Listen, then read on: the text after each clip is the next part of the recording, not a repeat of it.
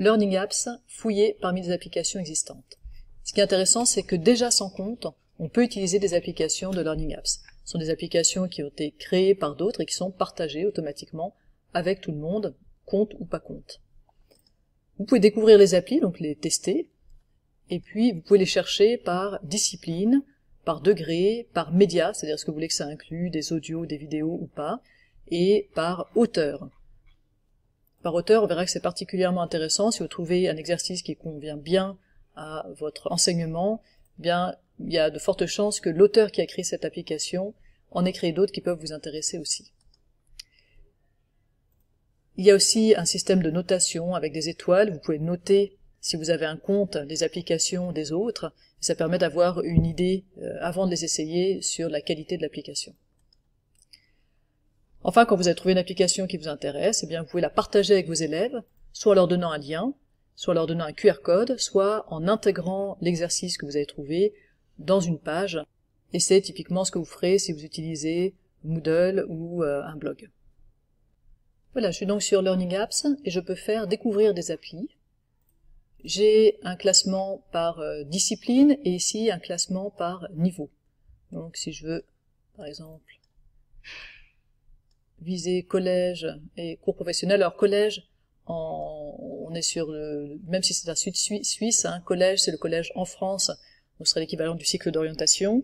Et puis je veux voir ce qu'il y a en mathématiques. Alors il y en a des pages et des pages. Hein. Donc ça va pas être forcément évident de trouver votre bonheur. Mais quand vous glissez la souris sans même tester le jeu, vous avez déjà un certain nombre d'informations. Ici, je vois que c'est un exercice de type QCM, qu'il a été noté 5 étoiles et qui a 829 vues de cette application. Alors je peux regarder encore un petit peu. Et puis par exemple, si celui-là m'intéresse, je peux cliquer dessus, le tester, sans avoir eu besoin de créer de compte. Alors ici,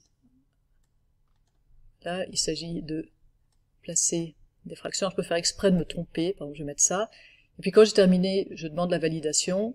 C'est vert quand c'est juste, c'est rouge quand c'est faux. Imaginons que cet exercice me plaît. D'abord, il est probable que la personne qui a fait cet exercice ait proposé d'autres exercices qui peut-être me plairont aussi. Donc, je peux faire par exemple un clic droit, ouvrir le lien dans un nouvel onglet, et je vais voir toutes les créations de, ici, G.Valence. Alors, je vois qu'il y a effectivement beaucoup d'applications, à 421 pour le collège, 208 pour le lycée.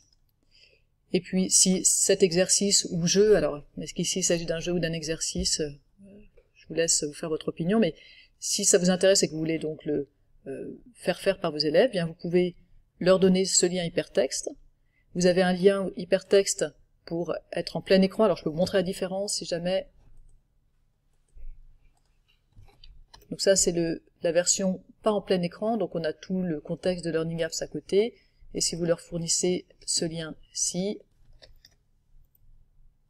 effectivement on est en plein écran et on n'a pas le contexte de Learning Apps, donc c'est peut-être plus agréable pour jouer, peut-être plus ergonomique.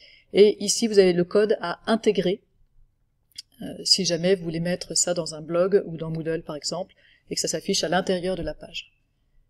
C'est du code HTML. Hein. Enfin, vous avez le QR code que les élèves peuvent scanner pour accéder depuis leur téléphone directement à l'application.